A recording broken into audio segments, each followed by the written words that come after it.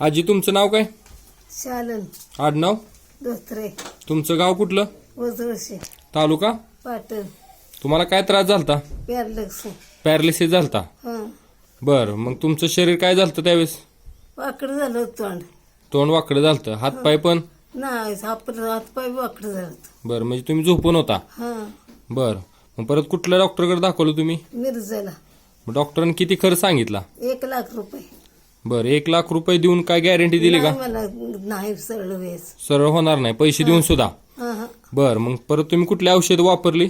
सागरनं जीवानं नारून औषध दिली. मग बर, कुठली औषध दिली? ही दिली औषध.